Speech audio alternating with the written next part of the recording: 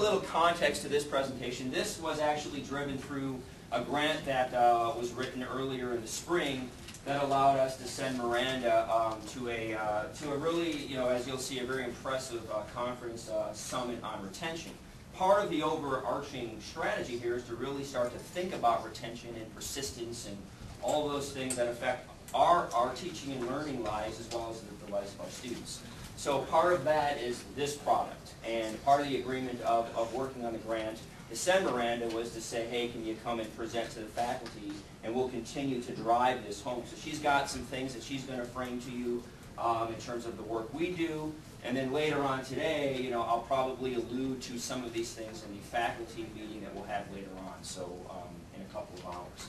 So with that being said, just you all know Miranda, but here's Miranda, and I'm going to let her do her thing. So thank you all as well for being here. So.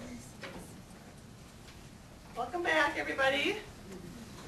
Like Ken said, I had the pleasure of representing GCC at a retention conference, and the whole time I was there, my mind was spinning, and what numbers could I draw, and what could we look at, and I was really excited. So I just want to go over a little bit of the ideas that I had from the conference, what I learned, but I mostly want to hear from you guys because you truly are the core of this institution. This is why students are here for our programs, and you guys are with the students. You know what they're saying, you know what they're doing or not doing, and I am really excited about hearing your ideas. So the PowerPoint isn't very long intentionally so we can have some discussion, or we can have discussion while we do it, whatever you guys want to do.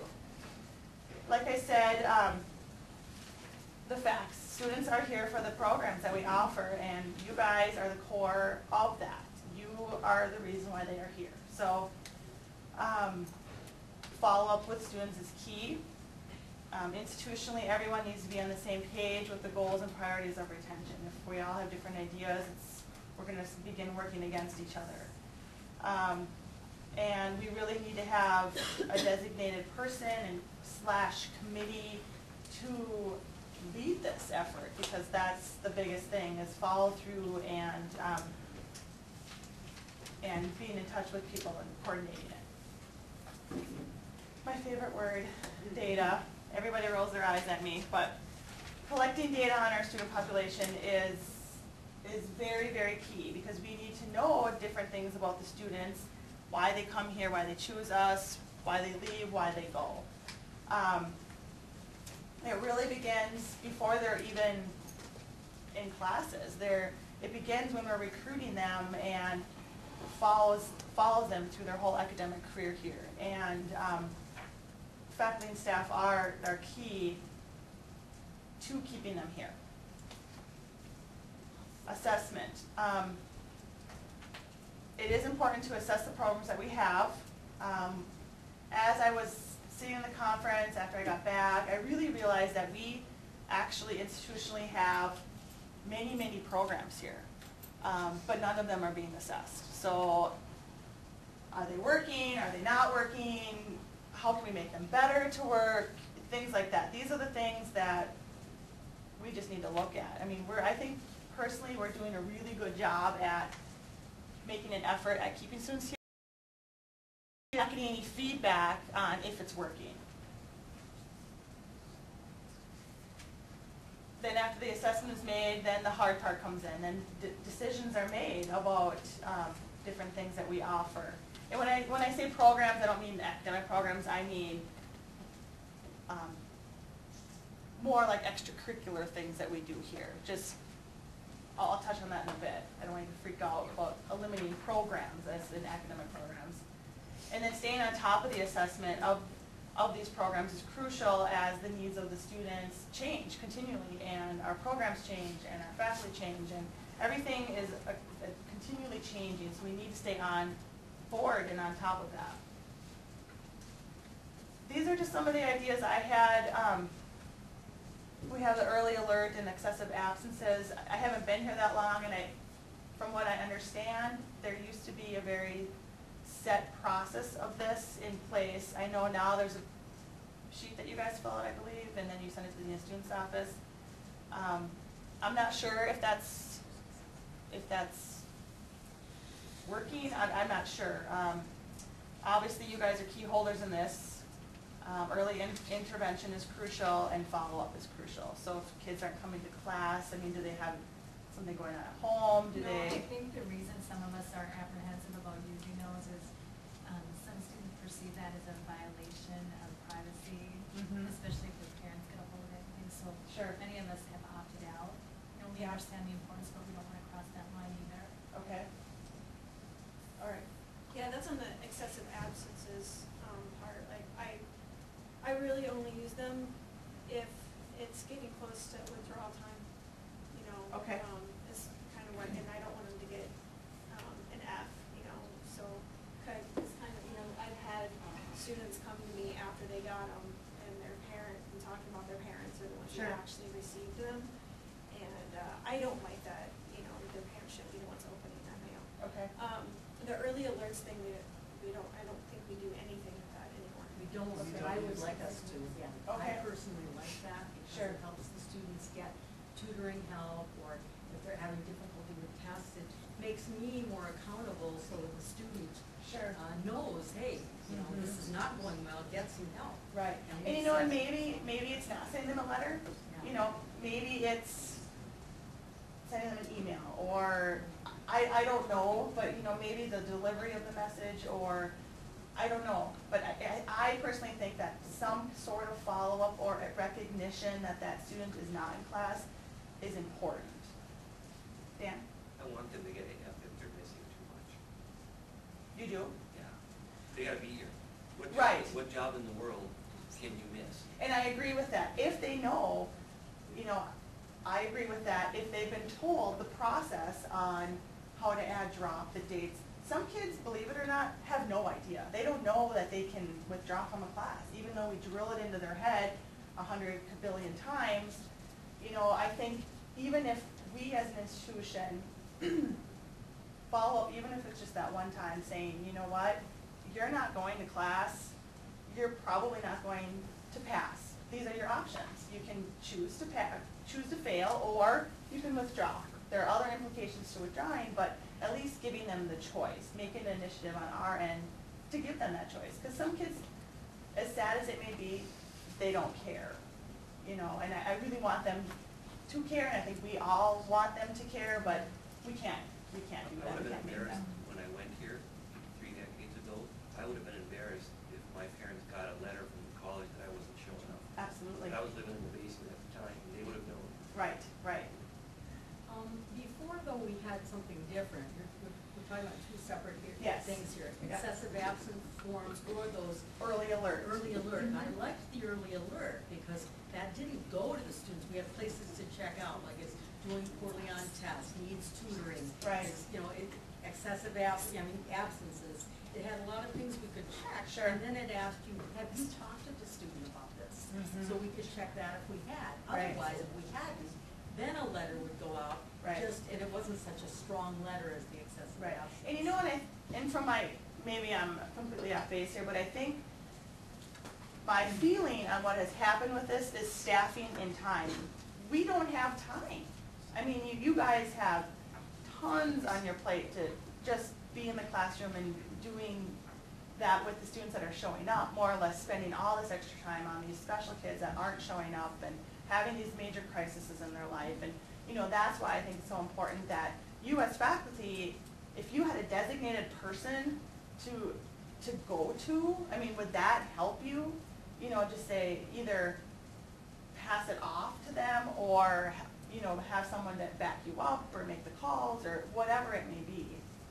I think with the early alerts, too, my understanding in developmental education meetings, we've talked about that actually Dale and there was a couple of people who made phone calls and stuff. It wasn't Yeah. just a letter. They actually, and then, yeah, funding changed, time changed and stuff. Right. But, you know, Dale still gets to do that stuff for the trio, thank you, for the trio students. And which is very useful. So we do something kind of like that. She'll send out, you know, any issues on any of these students, and she Right. talks to them specifically. And I've had some students that, you know, then came and dropped, or did change things based Right. on that exchange that I had with her. So I'd say definitely if there was, you know, the opportunity, the possibility of having an individual, not just for trio students, but for all of them. Right, would right. For definitely all be of them, useful. because some, Yeah. Our students don't qualify for trios. Right, right. I mean, a trio is such a small population, and I'm going to touch on trio in this presentation because I've had many conversations with Dale at great length about the services they offer and their retention rate because of that, and it's astounding. Other programs that I didn't really run the numbers on, but because I didn't know if it just you could get so varied. But other things that we offer here, student activities, does that have played an impact on our retention? Do our work study students retain better than people who aren't in work study? Athletes, ORI course. The number one thing which I thought was really interesting, which actually made me feel a little bit better is, and you probably have heard it, that students complain about ORI. Am I right? Really? I mean, they do. They complain about it for whatever reason. And I think it's just a trend. I think that they really don't know it's bad. They just hear somebody else maybe don't like it or whatever. And I don't want people telling me, you know, how to study or... Almost every single school at that conference had the same issue. Many of them, what they did is they didn't change the course, they changed the name and number. Guess what? It was the greatest thing on earth. Really? I mean, just, I don't know, you know, just maybe re-looking at that. Because on the student services side, we do hear a lot of complaints about ORI. Well, how are you going to collect any data on ORI though? Don't they all have to take ORI? They do, yeah. So that would be, you know, maybe we need to do a survey after ORI. I mean, I don't know. Well, I mean, to see if it affected performance, though, you know, a survey's not going to do it. Right, but many of the kids, They all complain about it. they all complain about it, and many of them don't show up probably as much as they should. You know, so I think they do just enough to get by or pass, and, you know, some of them fail and they have to do it again. I mean, it's just, The other students who we're seeing that trend with, or is it from some of the non-trans, like last year? Is it both mixed or?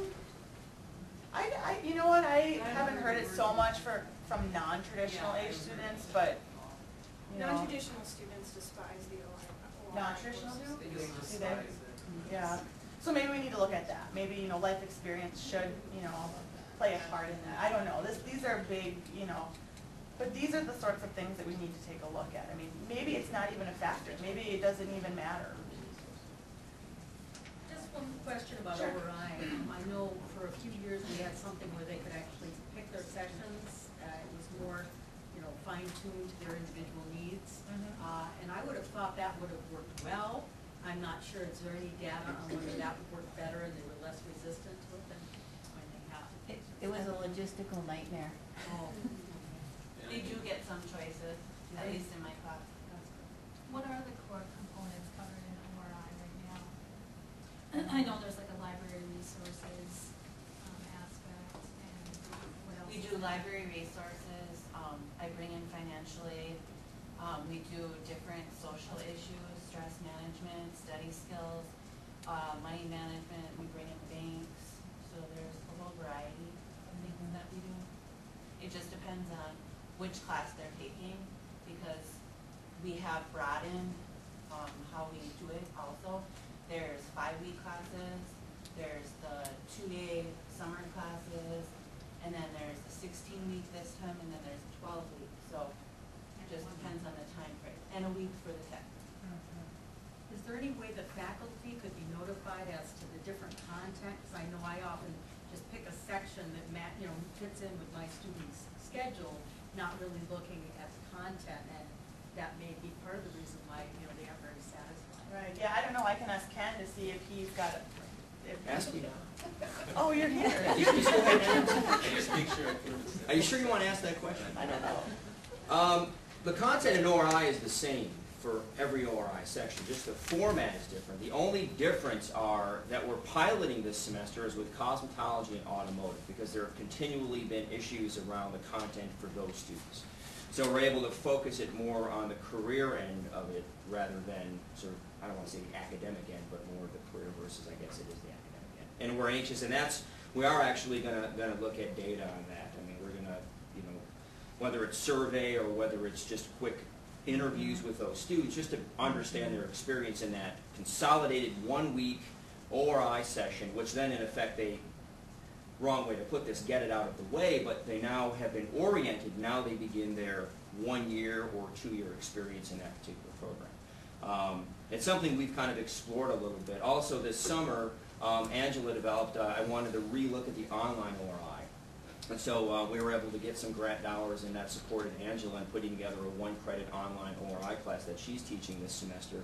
And again, we're going to look at how that works. And that actually filled up quite well. So there's also an interesting, I think, an affinity from some students toward that environment as well. But in essence, the content, Deb, is the same. I mean, naturally, the instructors may put a different spin on things based on their experience, but in essence, it's the same. So then what I learned, we collect intent of student here. It's entered into the system. Have we done anything with it? No. And the fact of the matter is, many of our students come here and they don't intend to graduate. Now for IPEDS reporting and state reporting, that is what our retention rate is based off of, is who graduated.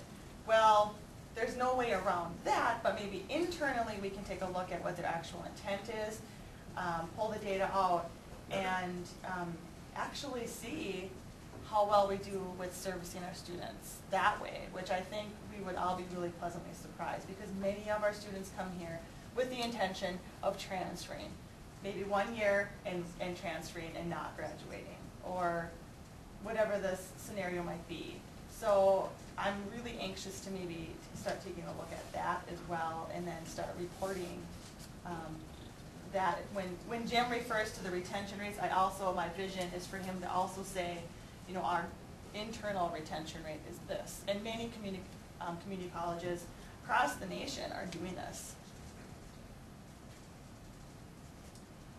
First gen students, I actually really wasn't aware of how many of our students are first gen, and which means neither parent has a bachelor's degree.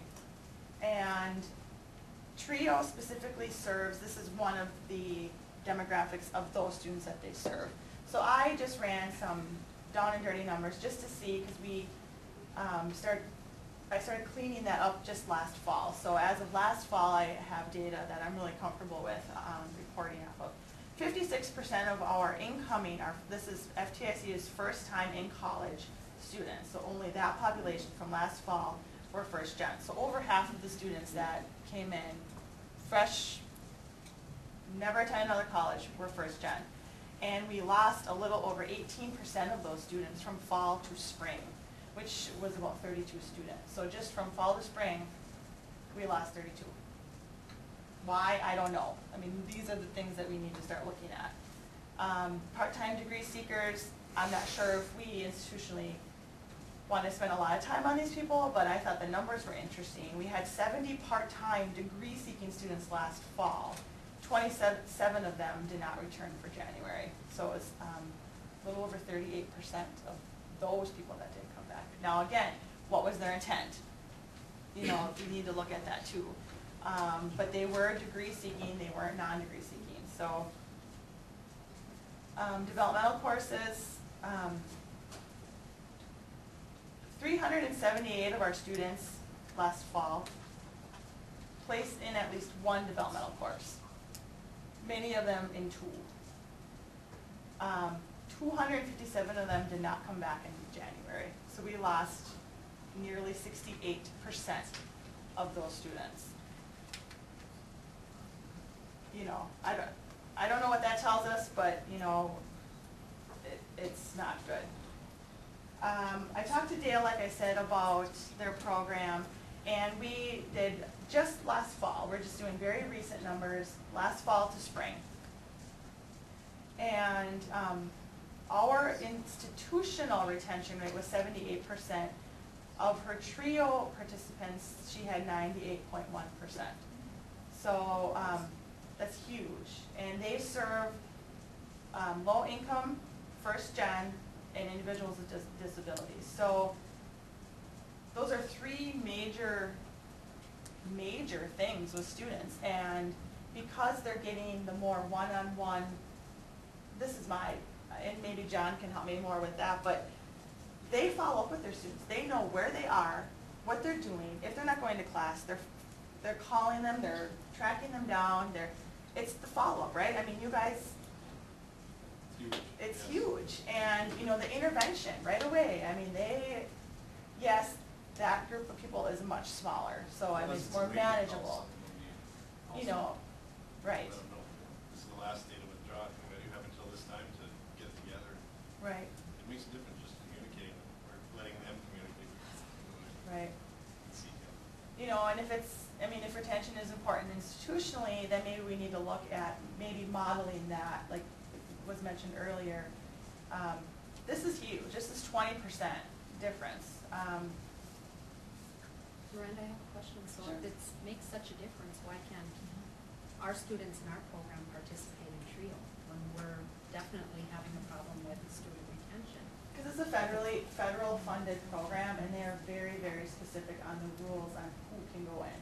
And Those right, can be bent at all? 160 they're not even supposed to utilize any of the TRIO services, the TRIO tutors, no. anything. So is there something else we can set up for, like, our program to help the student?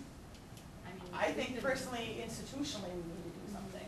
I mean, this is. And we do all the stuff that they say they're doing. We call them, we pick them up for school, we bring them home, we feed them, we buy them clothes. I'm not kidding. We do. And you know, I think we just need to come to the conclusion too, sometimes there's just some people that just can't be helped. I mean, and that is hard to swallow, but when you exhausted everything that you possibly can do, sometimes you need to just let it go, because if they don't want to be here, you know, there are students who want to be here that need our time as well.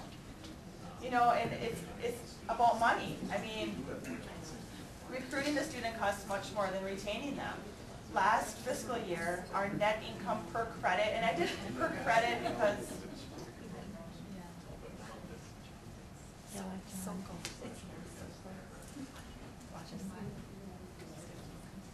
I asked them both of them, why not, you said certificate programs, and I just wanted to. I was just giving them a hard time. Like I was saying, I really wanted to kind of know what our net income per student was, and that was really hard to figure out because every student takes a different amount of credits. And so Don and I worked on, can we figure out what our net income institutionally was per credit, and which I think is a really good way here to figure that out. So again, down and dirty numbers, our net income last fiscal year was $19.82 per credit. So we had 276 students that did not return. So I went fall '09 to January of 2010. 276 people didn't come back. And these students took a total of a little over 2,700 credits. Now, this is, I don't have a crystal ball to know how many credits they would have taken if they would have came back in January. So I just ran the numbers off of what they took in fall.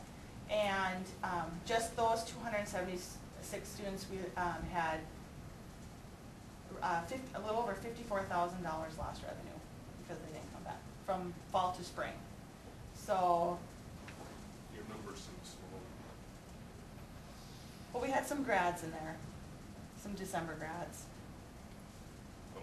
So I mean, excluded them. I'm just looking at roughly, we're talking roughly $100 a credit. If you have 2,700 credits, you're talking about, add 2 zeros on there, you're talking some big bucks. Oh, you think, Is that based on the 19? With that credit. the 19, so I multiplied 2,700 by the $19.82. Oh, 19. The $19.82 That was was our net income, not. net income. Net income. Sorry, I'm yeah. sorry. You know, these numbers are hard to kind of really pinpoint exactly. I mean, Gina and I talked about, what does it cost to recruit a student?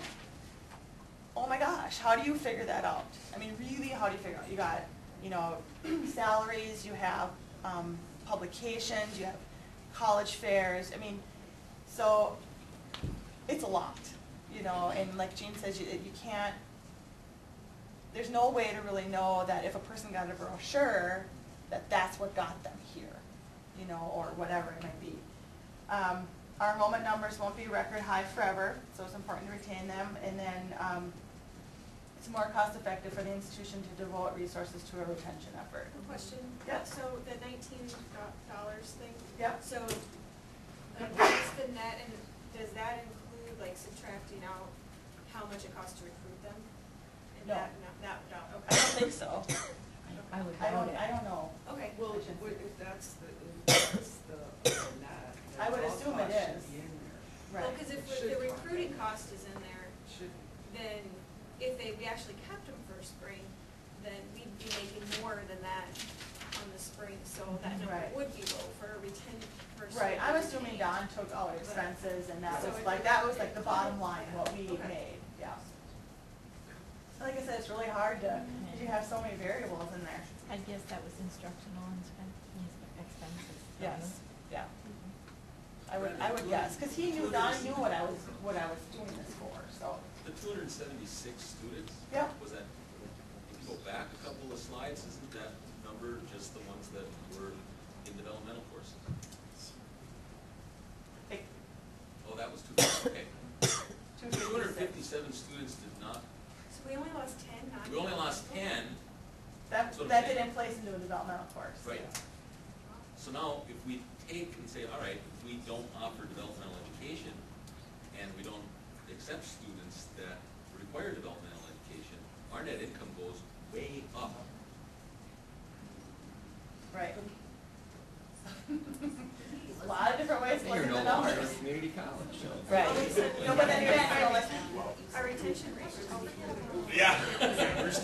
but I mean, but the thing is, over half of our entering class Practical. has developmental, so our entering class would be half of what it is now. So rather than looking at, What's developmental in math? Less than college eligible? actually. Less than 104. Math, No, I mean, when you 104. Less than 104. 103 is. Anything less than college eligible? I don't Yes. even think we count 103 as. I did for this. You did? Yeah, yeah. So we can actually determine what developmental math is here. I know what English. We So can I'm just sorry, did wonder you say what that we- 104 was? 104. Some of our college eligible. 104 110. is Cal College eligible. 104 is. Right, because 104 counts. Intermediate. Yeah, so I 110 did is college eligible. 103 and lower. Yes. 104 counts Yes, toward credit. some degrees, yeah. So,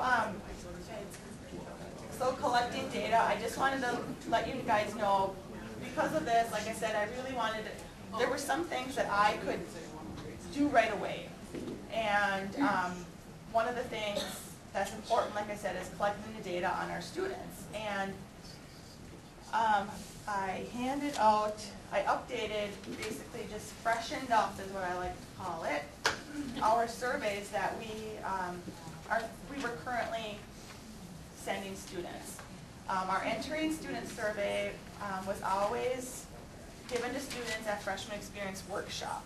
And it was always done right at the beginning of the workshop. And it was just more demographic information about them that we collect for TRIO and for other things, special pops and so forth, for Perkins. campus as well, for part-time people? Yep, everybody, yep. So,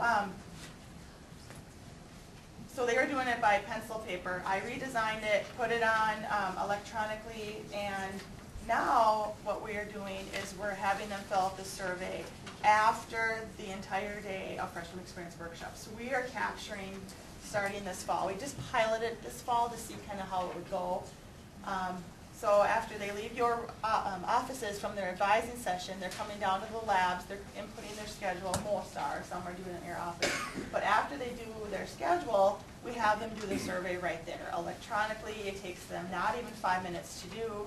Boom, it's done, it's real time. And I kept going, real time, because I was so excited. We were collecting this data immediately. We could set it in an Excel spreadsheet. We could do pie charts. I was so excited about this. And I had a lot of people rolling their eyes at me. Should have seen her. Oh my gosh.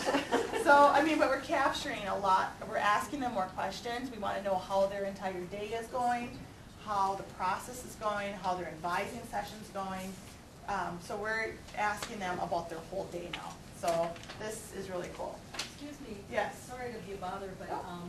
this particular survey, part-time people don't take ORI, and I'm just wondering if we could somehow get this out to our off-campus, people as well, just as something to, before they come into Right. the class first night or something? Yeah, we're just piloting it this fall, just to Great. kind of see what,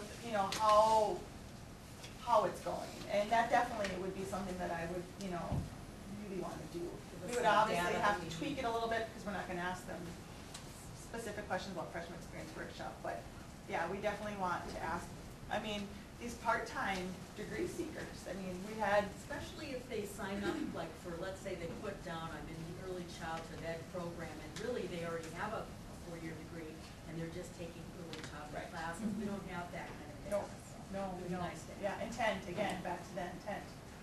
And then I freshened up our graduate survey.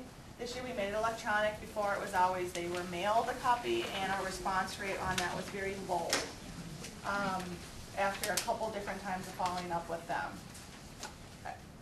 If I get surveys in the mail that I have to actually use a pencil for, I throw them away too. I mean, it's just the wave of the century, we, just going with the times, so it's all Are like. you gonna do real time with this too? So that It we- is! Yes. God, I was so excited, and It will help us tremendous. well, and cost-wise, I mean, it was costing us a bundle to mail them their surveys, and then mail them another one if they didn't do it, and we had postcards made, dirt sheets, sent postcards saying, here's the link, fill it out, and guess what? You're gonna be put in for a cash drawing of $100 if you do this.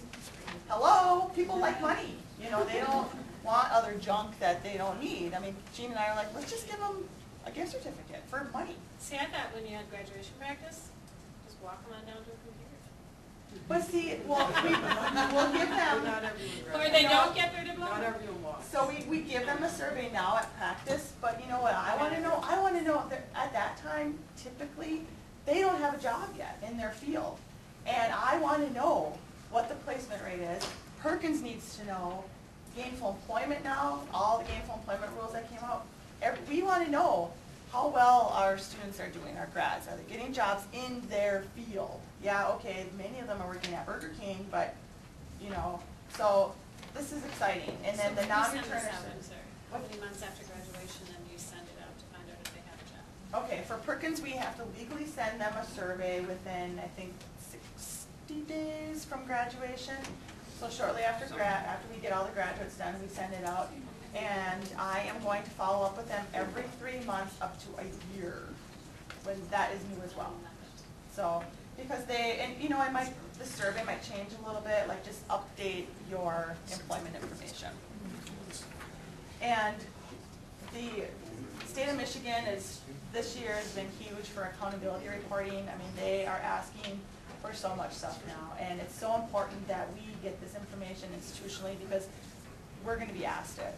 What percent did you get back when you did the $100 cash draw? Well, we're still collecting, but we have already surpassed what we were at with paper copies. So we're collecting till September 1st. 40%? I haven't checked it recently, but last time I checked it was like 30% response rate. So, and we're not done yet, September 1st. And then our non-returners, people that don't come back, we want to know about them as well. So that was So the is same that thing. the same thing, a postcard? Yes, yeah. I'm not gonna send this one out though until I know exactly who didn't come back from January. So this one will be going out after we get all our numbers kind of calmed down. That's about it. Any other questions, suggestions? Jean and I have been talking at great lengths at maybe starting getting the ball rolling with a committee and just start thinking about things like this. So just so you know what we're kind of doing on our end. The deans have talked about that, and just really being conscious of our retention efforts here. I don't think that this has ever been done here, so I think this is a huge shift in our culture. Are you gonna send the results of these surveys out to us? One of the biggest questions I have from students entering my class is what's the percent of job placement? Right, yeah. And I said, I have to be honest, I don't know. I have a few students that write to me, Right. Some of my better students will actually come back and Yeah. contact me, but for the most part, I don't know. Right. That's a good question. I guess it's just one of those things. It's how do we get it out? Who do we get it out to? We started a Facebook page in admissions for current students, and I'm working with Kelly Marzak to get an alumni Facebook page up. Again, keeping up with the technology. Any way we can get information from students, that's what we're trying to do. So. And you'll be able to break it down into major. Yes. Oh, yes. Yeah. You're doing a nice job. I really like this $100 idea. I know, isn't that cool? Don't you wish you would have graduated so you could have done it? Yeah, we're really excited about that, and I think that, people are motivated by money. I mean, that's just really what it is, and so, we'll see. Any other questions, In ideas? relation to the students lost between semesters last year, what was the percentage of new students in the second semester? I mean, how did it offset the ones we've lost from the first semester? Students who were new, that just came in January that we hadn't had. I'm just kind of curious what the percentage is. Well, the first time in college, that was just first gen. Well, I can look at that, but like the first gen, just first gen students alone,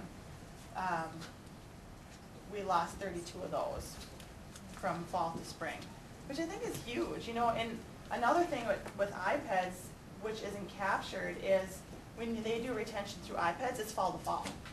You never report fall to spring, ever. Okay. No. So this is another thing where you really want to see when these students are leaving.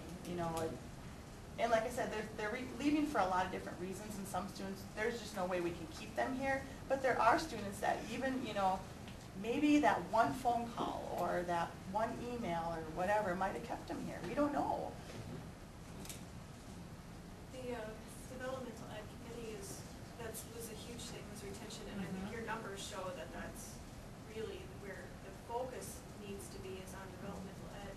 And so in the group that you guys are talking about putting together, just so there's overlap with at least a couple of people probably between those two, Yeah. so that it's not duplicated, they can actually maybe That's the plan. synergize.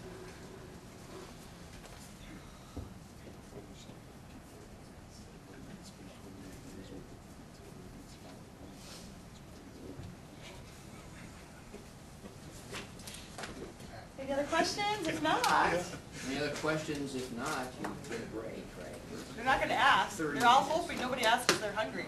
I know lunch will be here probably soon, but 11:15, I believe. So take a little break if you want, and then we'll see you back in about a half hour. Unless they're here already, we have subs from, so early lunch. We have lunch here now. Yeah, lunch here, whatever you want to do, right? And then the all faculty meeting with me will start at about 12. So. I will start. We're 5 minutes late, but I promise you this will not take 2 hours. That is what I promise you. I did that just to scare all of you. See, my theory We were is leaving this. at 3, so. I always budget 1 hour and I always go over. So I'm going to budget 2 hours and go way under. That way I can impress all of you. Well, to kick things off, I've got some things planned, just in a general discussion format, some announcements, the general blah blah blah stuff. Kind of to kick it off, we'll kick it off with Sue, sort of, who can talk to us a little bit about some things, and then we'll get our kind of thing going from there. And so, Sue, you're up first, although you're a few down in the agenda. Go ahead and take the stage. I'd ask Ken if I could come and talk to you all just for a couple reminders for the upcoming academic year, because there have been some changes in the financial aid program after July 1. The first item I'd like to talk about is our census date. Our census date for financial aid is September 9th. That's the last date that a student can drop classes. What a census date means to us is that I freeze their enrollment on the census date.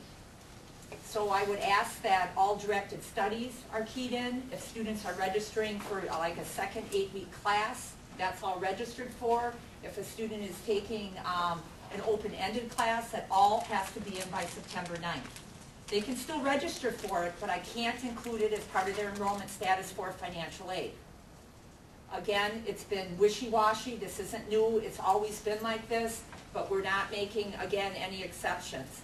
We have students, for example, like on that census state, if they were packaged in as a full-time student, all of a sudden they have 11 credits. After we reduce their aid down to 3/4 time, all of a sudden they'll go and they'll try to get another 1-credit class in there just to go back up to full-time. We can't have that. So again, that's just a reminder. Also make sure that when you're advising students that you are advising them to take courses in their program of study, courses that they need to graduate. We are not allowed to fund courses for students that they don't need to graduate. This is especially true in our certificate programs. I don't want to pick on the nursing department, but a lot of times that for the ADN program, that first semester, they can only find 11 credits.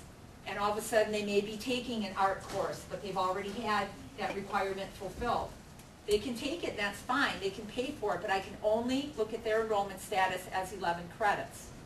Also, we had a gen ed student the other day that was in a EMT course. An EMT course would not go towards a gen ed requirement. So again, you know, I had a nursing student one time take an automotive course. This was years ago. We can't do that. So again, please keep that in mind. This is a new requirement. We have the 8-week classes, first 8 weeks, 7, 8 weeks. Some of you aren't impacted by this, but some of you are. If a student is enrolled for the first 8 weeks and the second 8 weeks, but then let's say they flunk out their first 8 weeks, and that enrollment in those grades really were to get them into the second 8-week classes. If they have to drop those second 8-week classes, they need to do it before the class starts, and they need to do it while they're already enrolled. Who thinks of this? I don't know. Because if you don't do that, we have to treat them as a complete withdrawal for that second 8-week course, and they have to pay part of their financial aid back. So keep that in mind, that again, if they're registered for that second 8-week course, and you know they're not going to make it to that, please have them withdraw while they're still attending, again, the first 8-week courses. That's kind of confusing, but that's what the feds have come up with. So we have a class that ends the Monday of the 5th week, and the next class starts Tuesday of the 5th week. When can they, after your final on Monday? Well, the skills lab is The skills is Thursday. still on Thursday Yeah. of the 5th week, so they actually don't know that they have totally passed the first 4 weeks course until they're a week into the second. They overlap a little bit. Okay. They overlap. 3 days. If they don't pass that one, then the class they've already started, they'll be Yes. kicked out of. Right. Right. But they'll still be in attendance when they know. How can they drop it before the class starts? If If they don't it- know. Again, but the class, that's a little bit of a unique situation. So what we would do in that circumstance is we would define that as they're still attending a class, but they're dropping the class that they're attending. Okay, so that still would work. That still would work out, yes. Our satisfactory academic progress standards have changed for financial aid. They're out on the web right now. The students will be given an email to go out there and look at those. The feds are coming down really, really hard on colleges, and they had every college in the nation revise their standards, and they came up with some very specific guidelines. What it amounts for us is that in the past, we always used to give a student a free semester. They could flunk, they could withdraw from all their classes, and we always gave them a second chance to come back in for that second semester. That's not happening anymore. Every student, after that first semester, if they don't achieve at least a 2.0 grade point average, this is cumulative, if they don't at least complete 67% of their classes, this is also cumulative, they will be given a notice that they are cut off of financial aid, but they have a chance to appeal it. We are not allowed to grant that appeal unless we feel they can meet those standards the second semester, at the end of the second semester, and get that up to 2.0 or to that 67%. And some of them wouldn't be able to do that if they, for example, received all Fs. That would be very hard to get up to those standards the second semester. Or we can put them on an academic plan, meaning that we would specifically tell them what courses that they would need to take. If they would follow that academic plan, their second semester, they're okay to go on, and we can continue with that. We will be doing the academic plans. Therese Pollitt, the Financial Aid Committee, will be doing that, giving it to the students. But I'm also going to be giving the advisors the plans too, so you know, as an advisor, where your students are in that process.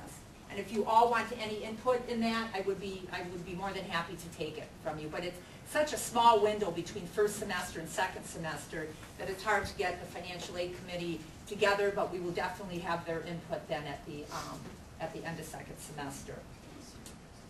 So, if they don't meet that 67% and 2.0 cumulative, then their financial aid will be cut off. You said that, and it'll be cut off, period, unless they choose to appeal. Correct. And then it's at the discretion of the college whether you want to work with them based on registry, and then that's where this academic plan. Exactly, right, exactly. And that's through the committee. The committee makes that choice. Yeah, exactly. And that's, again, the committee has been making the choices for years, except it's just how their decisions will be reached is what's changing on that. Repeat courses. As of July 1, a student can repeat a course if they've received an A, a B, a C in it. One time, they can still repeat that course. In the past, they could not repeat a course for financial aid unless they had received F's or W's in it. They can repeat a course one time, that specific course one time. If they want to repeat 10 courses, again, they can. But again, only one time. Let's say they have Business 100. If they got a B in it last semester and they wanted to take it again, they can take it. And if they get an A in it again and they want to take it again next semester, they can't. They've already taken it twice. If a student, though, is just repeating a course to go to full-time status or to get more financial aid, we're not going to let them do that. How do you know why they're doing it? Well, you can see, for example, how close they are to graduation. If that grade would be good towards graduation, they don't need to repeat it. But let's say for a nursing student, if they got a C and they want to improve their grade point average, then we would let them, do that. We would look at all of that. So that's how we can tell. I want to remind everybody too that with the new gainful employment requirements that have come out, the feds are looking at how they approve our certificate programs for brand new programs. If we all of a sudden decide to develop a new associate degree program, we don't need any approval from the Department of Ed for financial aid. But if the college wants to develop a new certificate program, there's all kinds of requirements that go along with that. So please, in terms of the curriculum committee and everybody who sits on it, or else, anybody else on staff, please don't forget about me and financial aid, because that's so important in terms of us going through that process too. And I sometimes think, that gets overlooked. But again, talk to me about it, and we'll work together in terms of what we need to do to get that approved by the department. A couple other things. I know this is early in the semester, but it helps us so much in the financial aid department if you all get your grades in on time at the end of semester. It's amazing what you would see that goes down in our department. Friday comes, okay, that's the last day of finals, and Monday, are the grades in? Are the grades in? No, can't run them yet, there's a few that aren't out there. Tuesday, are the grades in? Are the grades in? No, they're not in. Because once you enter the grades, Elaine and Jeannie has to do something with them, which takes a while. Then I have to look at them, and it takes a while. And then Sharon has to do something with them. So it's like this domino effect. And poor Sharon usually is the one sitting here at 7 or 8 o'clock at night on the Friday before Christmas vacation if we get this all pushed up. So it would just help us out if, like I said, if grades came in earlier in that week, because the window is so small between, like I said, first and second semester, and the college is giving us that week off and everything, so we try to get everything, you know, done before. So please keep that in mind. One other thing, if students are coming into you and saying, well, I'm dropping out because my financial aid isn't ready for the current semester, we have students that handed in forms yesterday at 4, they called today at 8 and wondered where their packages are. And that same student will call every single day until it's done, and you multiply that times 100, the phones are ringing constantly. And as of last week, we were all caught up. The forms that we have in our office right now are date stamped, the 17th, the 18th, the 19th. So again, it's not us, but it's because the students have been late and everything, you know, in filing. So we're trying to get to them as quick as possible. Urge them, please urge them to start attending their classes on Monday, because remember, we have that 2 weeks until September 9th that they can drop before, you know, they're charged. And we will definitely get everybody done, you know, at the latest next week. Any questions at all? Now, that certificate program, revisions, are they also under this new state guideline? Revisions to certificate program? My understanding is, and I had called the Department of Ed when the utility program changed to see if I had to submit anything else. And they said as long we do this document, it's called the Program Participation Agreement. That's our contract between us and the Department of Ed to run the financial aid programs. We submit it for every certificate program, a number of clock hours and a number of other different things. And we do that once every 4 years. And once it's approved, it's good for 4 years. But our certification is coming up again, and there's going to be some new requirements. So right now, the answer to your question is no, I don't need to know about that, because they told me that we can put those changes in when we're up for renewal. Maybe you could send them to the people who have certificate programs, just so we'll have an idea maybe what's coming up. I will. I'm going to get that out to everybody in terms of the new requirements, in terms of the gainful employment and what we have to do in terms of getting a new program approved. Anything else? What's the orange check date? Oh, that's right. I have that written down. I didn't tell you that. 9/21/2011. Please make sure you tell Elaine about the no-shows, and if you get a call from Sharon, that means that we are tracking a few people, because we do have bad feelings, negative feelings about a couple people that have come that we think they're just here for the money. And to be honest, if they get the money, they go into repayment mode, and they're messed up forever. If they never receive their overage check, then it's a little bit more lenient on them, so that would help us out too. Okay, thank you very much. Thank you. Thanks, Ken. I figured I'd kick things off, poke fun at myself a little bit, and then I'll poke fun at all of you. I'm going to read something to you that was actually shared to me by a friend and a colleague. Sort of add a little humor to the day, but also to give you a sense of, you know, how my role is perceived. Researchers at a major university have discovered the heaviest element known to science. Its name, guess what its name is? Administratium. This new element has no protons or electrons, thus having an atomic number of 0. It does, however, have 1 neutron, 125 assistant neutrons, 75 vice neutrons, and 111 assistant vice neutrons, giving it an atomic mass of 312. These 312 particles are held together by a force called morons, which are surrounded by a vast quantity of lepton-like particles called pions. Since it has no electrons, administratium is inert. However, it can be detected as it impedes every reaction with which it comes into contact. According to the discoverers, a minute amount of administratium causes one reaction to take over 4 days to complete when it would normally take less than a second. Administratium has a normal half-life of approximately 3 years. It does not decay, but instead undergoes a reorganization in which a portion of the assisted neutrons, vice neutrons, and assistant vice neutrons exchange places. In fact, an administratium sample's mass will actually increase over time, since with each reorganization, some of the morons inevitably become neutrons, forming new isotopes. This characteristic of moron promotion leads scientists to speculate that administratium is formed whenever morons reach a certain quantity of concentration. This hypothetical quantity is referred to as the critical morass, which could be me, right? Now, of course, there's one called, professorism. The same dedicated researchers who discovered administratium have found yet another heretofore unknown element. Its true properties are much more difficult to identify than previous elements, since it can be observed only between the hours of 10:15 and 10:30 p.m. a.m. on any given Tuesday. This much is known about professorism. Like administratium, the new element has no protons, therefore it has an atomic number of 0.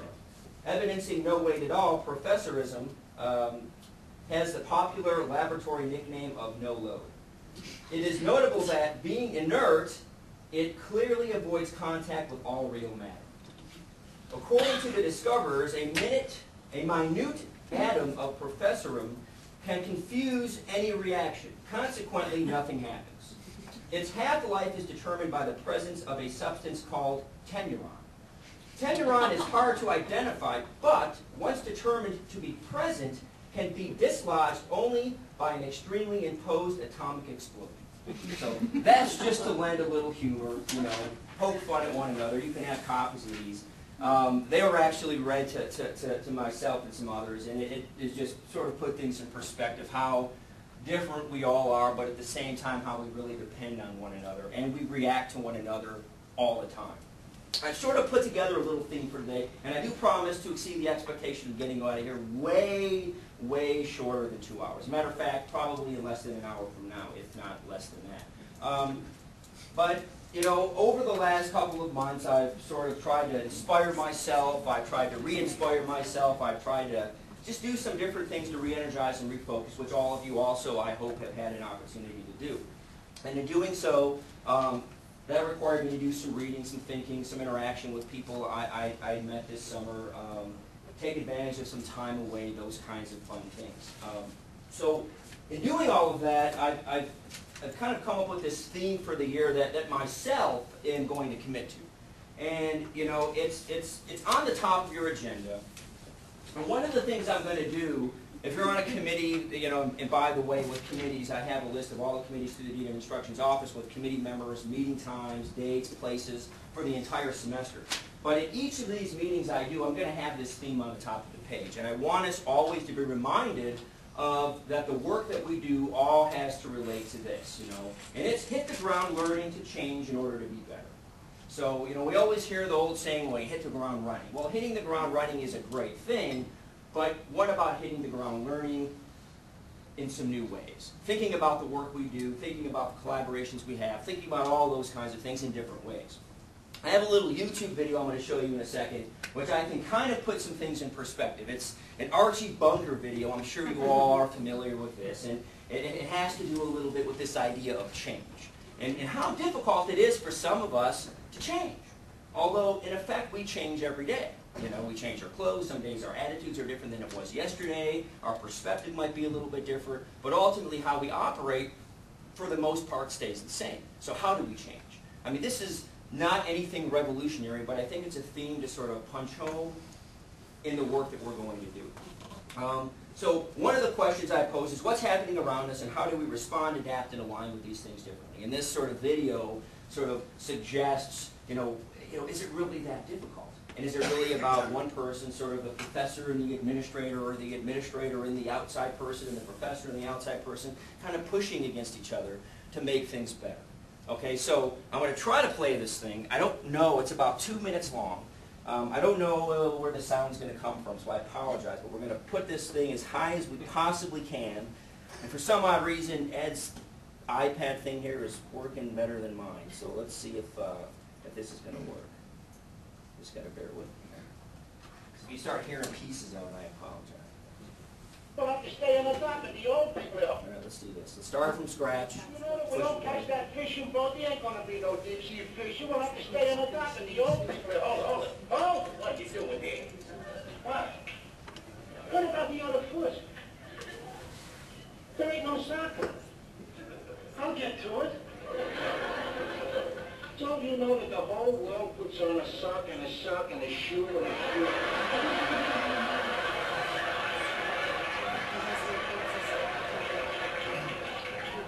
I like to take care of one foot at a time. That's the dumbest thing I ever heard in my life. It's just as quick my way. Wait a minute, that ain't the point. You see what I do? Don't keep doing it, please. Suppose there's a fire in the house and you gotta rub your leg. Your way, all you got on is one shoe and a sock. My way, you got on a sock and a sock. You see your reason?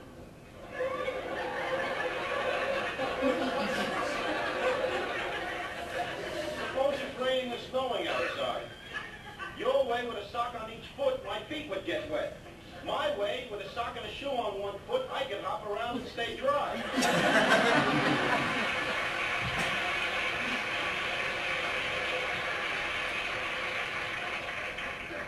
I think you've been hopping around on your head.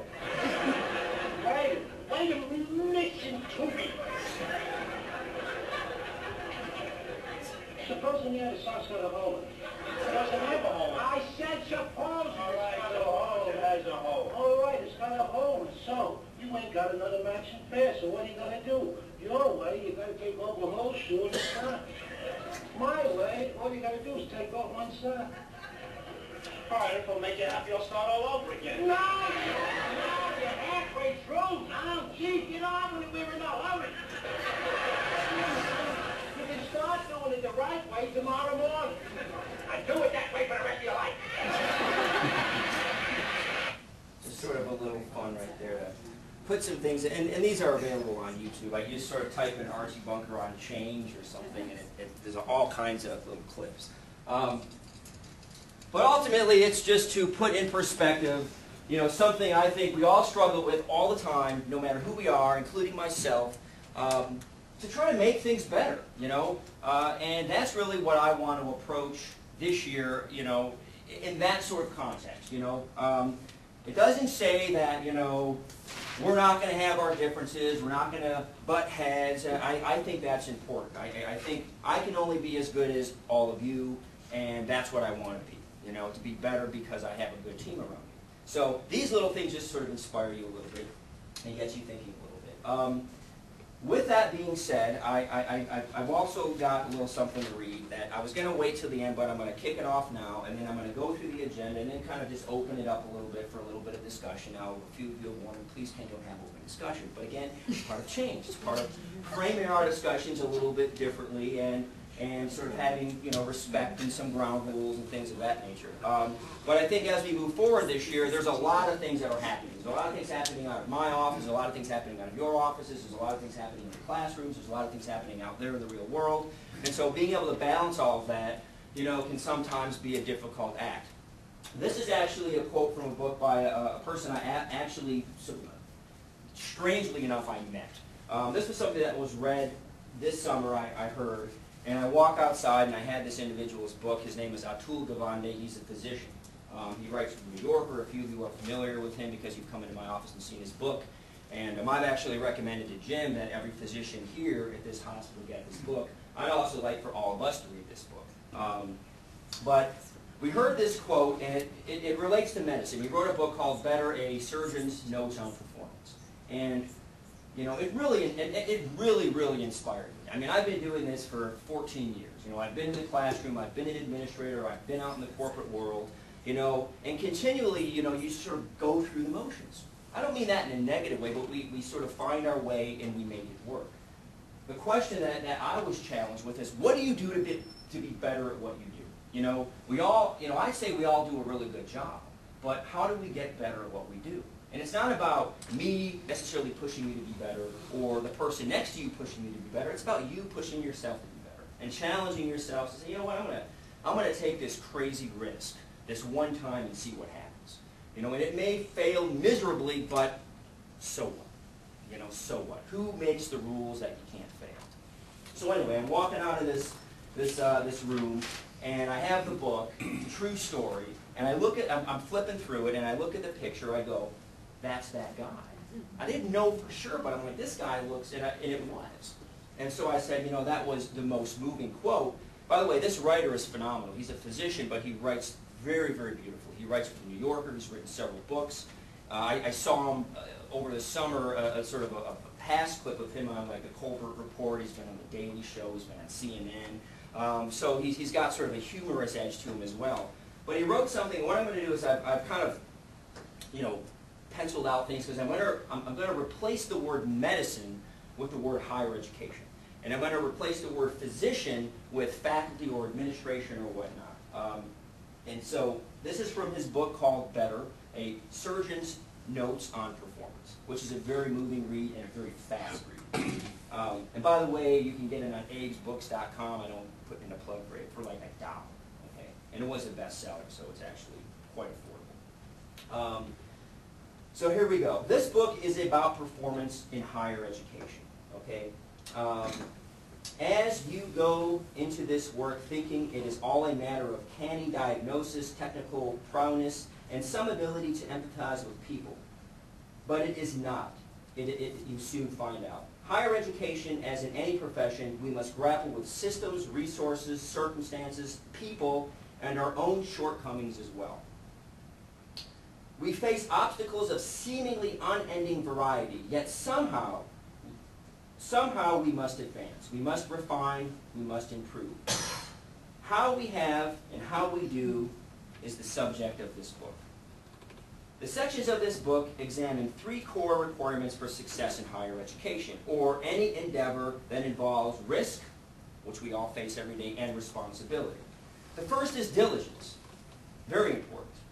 The necessity of giving sufficient attention to detail in order for error and to avoid error and prevail against obstacles. Diligence seems an easy and minor virtue. You just pay attention, right? But it is neither. Diligence is both central to performance and friendlishly hard. The second challenge is to do right. Higher education is fundamentally a human profession, which I've said to some of you over the last couple of weeks because I've really thought hard about that. It is therefore forever troubled by human failings, failings of variance, arrogance, insecurity, misunderstanding, etc. The third requirement of success is ingenuity, thinking anew. Ingenuity is often misunderstood. It is not a matter of superior intelligence, but of character. It demands more than anything a willingness to recognize failure, to not paper over the cracks, and to change. It arises from deliberate, even obsessive reflection on failure and a constant searching for new solutions. These are difficult traits to foster, but they are far from impossible ones. Betterment, and this is he sort of inspired my theme this year. Betterment is a perpetual labor. The world is chaotic, disorganized, and vexing, and higher education is nowhere spared with that reality, which we all know, okay? To complicate matters, we in higher education are also only humans ourselves.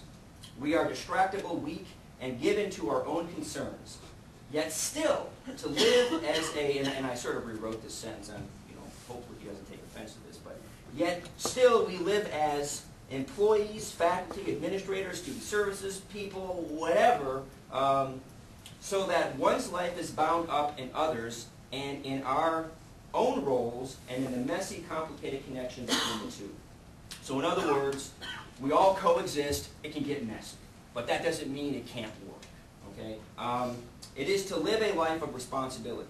So this is the profound statement for me, so hopefully I can articulate this well. The question then is not whether one accepts the responsibility.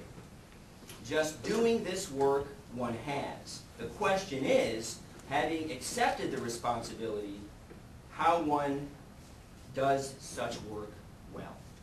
So, not to be wishy-washy, oh my God, he's emotional, I'm not thinking, but to inspire you, to think about it. I mean, some of you are well into your career, some of you are midway, some of you are just starting off, and if we think about this sort of continuum of our life, and whether it's with family and friends and all the craziness out there in the real world, or all the craziness that can happen on a day-to-day basis here, which isn't a bad thing. But how do we define our role? How do we continually consider our role and how to reflect and how to be better and how to inspire one another in positive ways? So I'm really going to make an effort. I mean, I had a career-defining experience this summer in a lot of different ways that I've shared with some of you on a personal note. And I take this stuff very seriously. I think you get to a point in your career where you realize, you know, this is serious stuff, you know. I mean, hopefully you go into your career realizing it's serious stuff, but I think the more you get involved in your career, the more students you interact with, the more, you know, crazy administration you run into, you realize this is really serious. And I really have a role to do some really awesome things, you know. But the question is, how do you do it? And how do you keep doing it well? You know, and I mean, that's not an easy question to answer. I'm not asking you to answer that, but I'm asking you to sort of think to yourself, okay, I've got a new semester. This may be my second semester. This may be my 15th semester, my 86th semester. I don't think Pat's here, but it might be his 87th. But still, I think somewhere in everybody's being, we aspire to be a little bit better. I really do, but I think it's easy to forget that we continually have to think about being better and doing better. And it's not just with the work with each other, but it's with the work we do beyond here. So that you know, it was weird too, because I had this whole thing planned out for you guys. And I've whittled it down on purpose. First, I don't want to take all the time. Second of all, I realize I can get my message across in 15 minutes. Okay? And that's my message. The rest of the agenda is simply the agenda. I want to go through some things that are happening this semester. I've tried to bring some more structure to, you know, when we're having committee meetings. The faculty meetings are all set for the rest of the semester, so you know exactly when they are. We've got curriculum committee meetings set. We've got new programs that are beginning to take a really nice shape. We've had some great things happen over the summer. So I want to allude to those things, and I don't want to take up too much time, but then I want to give all of you a chance just kind of, if you have ideas or thoughts. I want to end, you know, I'm sort of ending where that second thing on my agenda I'm going to end with, and that's where we're going to end. So with that being said, Sue talked. I'm just going to allude quickly to the online stuff. Amanda has been gracious enough to work with me, and it's been, you know, I hate to use the word literally because it's literally really the word, to really focus on the online stuff. So looking at online classes, how we frame them, how we organize them, that work is near completion. Amanda spent most of the summer doing that. We have now a faculty handbook for online teaching and learning. We have some frameworks, a lot of cool things, and in January we have is a vice president. Do you want to He's a former vice president at Lake Superior College in Duluth, Minnesota. He was I don't think he was a vice president. He was the dean of technology and distance learning, and he's going to come and present to us about best practices, universal design, technological trends. Some really neat stuff. Before that, I hope to show you guys the manual. It's not complete yet. We have to evaluate it and edit it, and then train you a little bit before he comes. But he should be here in January.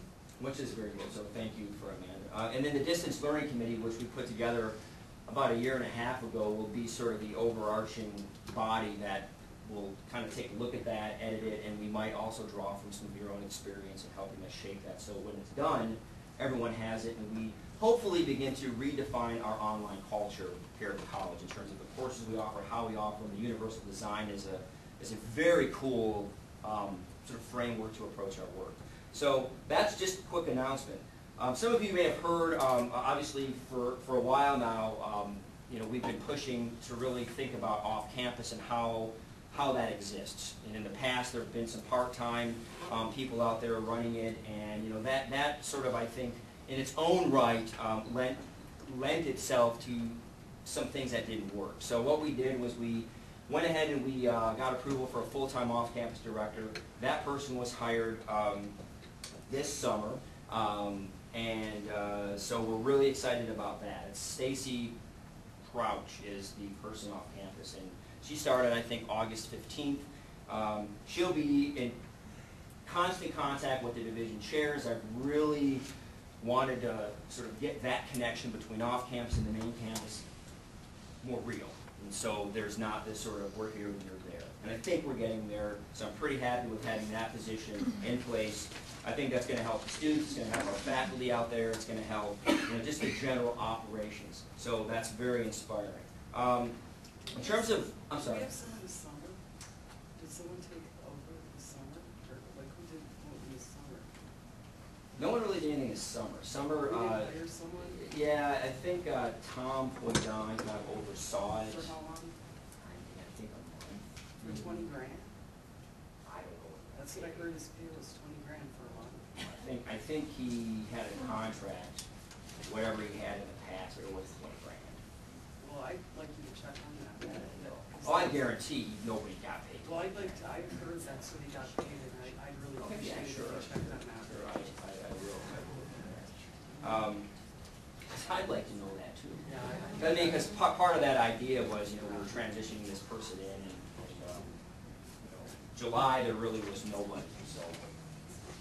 Well, you could have asked someone here, they probably would have done it for 20 grand, they would have. Yeah, I would have done it. I would have done it for 10. Yeah. That's about it. But that's a good question. I'll look into it. I'll look into it right after the meeting. Find out. Last number, so. All right. So committees and meetings, just so everyone knows, I'll email this to you. So this has curriculum committee, developmental education, distance learning, division chair meetings, and all faculty meetings are on here. Dates, times, place. All the active members, obviously faculty, I just put all faculty because naturally I hope you know all the active members of this meeting. And then also I believe that from the President's office, there's going to be a broader schedule like this of all committees on campus. This is something also that came up as something that the employees wanted, that they wanted to see this, and so I think it's a good thing. That way you know what's coming up, and you can sort of schedule around that. So you'll get that in email.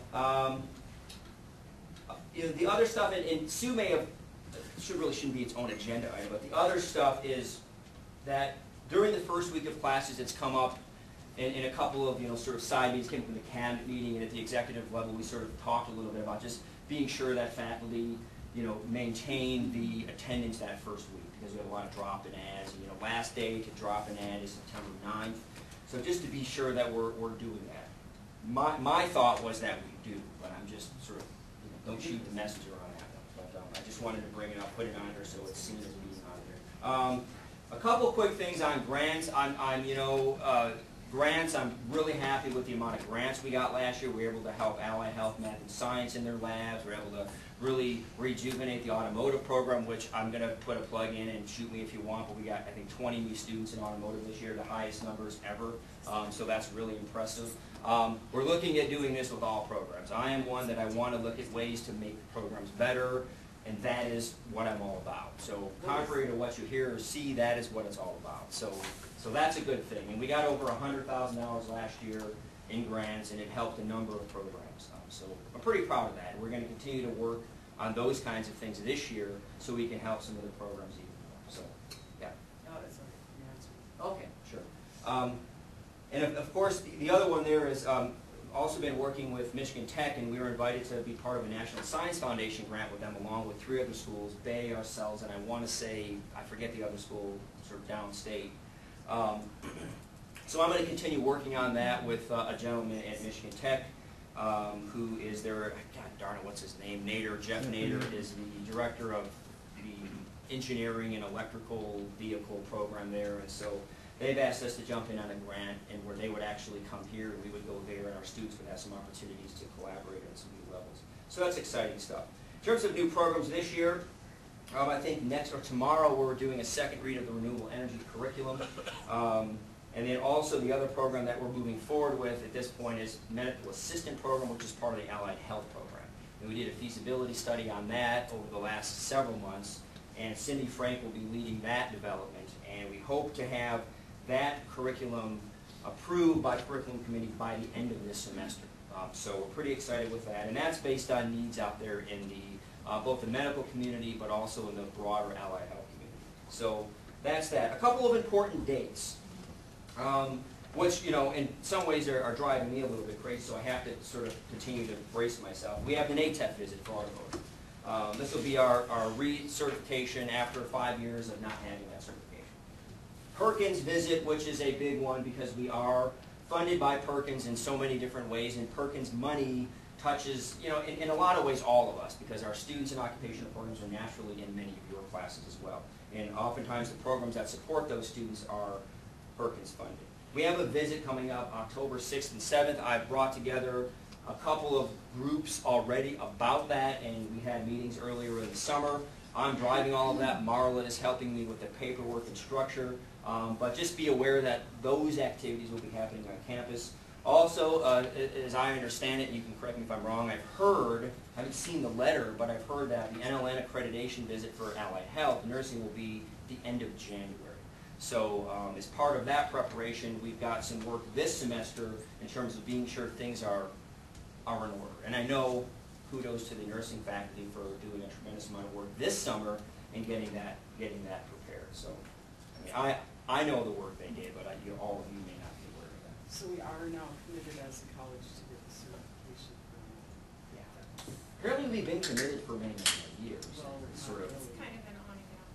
well, it's So on. we're wondering. It's on, we're driving it. That's what we're doing. This afternoon I just have division meetings, and maybe that means going to a bar with your division and having some fun. It doesn't matter to me. But with that being said, I wanted to end on this note. And like I told you, I could be notorious for talking, and I had somebody tell me this summer a really cool thing, that at their university, when they're in meetings, they all get one sentence. And at first it was very difficult for them to do it. St. John's University. And it's weird, So if you're in a meeting, you can say, update on math and science, one sentence. And if we want to come back to that, we can. But it's really like shifted their culture and how people communicate, and sort of, they're very certain of what they're saying. I don't know. I'm going to try it. It's like, doubling my medication and stuff, I don't know. But to end the meeting on a positive note, where I think we can celebrate some of the things that have happened to us this summer, whether, it's personal, professional, whatever. You made a new friend at the lake. I don't know. Share it if it's cool, right? Whatever. But it's this. Share something significant in your life that's happened. I think it's important that we do that. What's happened over this summer, or recently, that's kind of cool that you want to share. It doesn't have to be anything big. It could be something really small. And everybody doesn't have to do it, but I'm not going to break the ice. Because I want to have somebody here to say, you know what, there's something cool. And then let's just go around for, let's just say 3 minutes. But 3 minutes from when the first person goes. Wasn't it 3 minutes each? Holy crap. No, you should take 5 seconds. 5 seconds. So go ahead. I'm the best directed study student I've ever had in my life this summer. Yay. Awesome. Let's give a round of applause. So let's give each other a round of applause. Congratulations. I'm sure it was also the best instructor they ever had. Who else? Wait, take on. I taught during the summer for the first time, and I had a 100% success rate. Oh. Very cool. Very cool. Who else? Someone. Come on. Summer sucks. Thank you, Dan. I succeeded in growing corn this summer. Yay! This is the first year you tried. No, I've been trying for 20 years. Okay, so we should give them another round of applause for 20 years, right? Anyone else? I'm going to thank everybody for the expression of sympathy, as a note in the loss of my boyfriend Ed, but on a good thing, we have the gazebo is up at Hope Lodge in Marshfield in honor of him.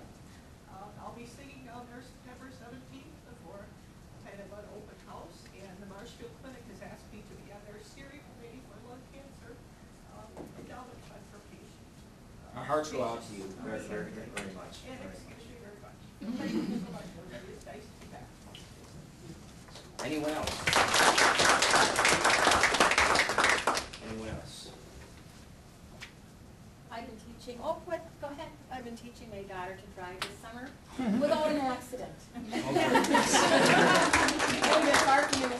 Yeah, right. Yeah. The circles, yeah. Those are those streets, right? Yeah. We need to introduce Lisa. Yes, Oh, we do. yes. We have a new full-time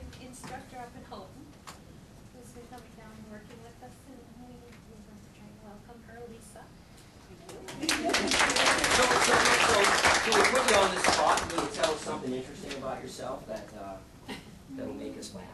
That'll make us laugh. You don't have that. So I actually have something. We have a pigeon that our neighbor shot. Your We keep pigeon. hoping it will fly away, but it hasn't happened yet, so we have it in a cage in our house. Hoping it will fly away someday, but until then, maybe our pet pigeon. Thank you. To all pigeons out there. Anyone else? I went Yeah. to Israel again. My sister got married, Casey, who some of you met last year at the Christmas party, and it was a great time. Spent a lot of time with family downstate and in Israel. So, it's a party. Anyone else? Well, go ahead, and then I'll. I ran a leg of the Pavel without stopping this summer. I got to take a trip to New York and stay with my Aunt Arlene, who has 9 kids, 41 grandkids, 8 extra grandkids, great grandkids. And I got to see 6 of my cousins who, and I grew up in Germany, and we used to come back like every summer, and always stayed at Aunt Arlene's house. And once our careers all got going and we all kind of went in different directions, we sort of lost touch. But this summer I went and I kind of keep in touch with my Aunt Arlene, say, hey, and this is a house where, if you guys walked in and said, yeah, I know Ken, oh, no problem, what do you want to eat? I mean, that's the kind of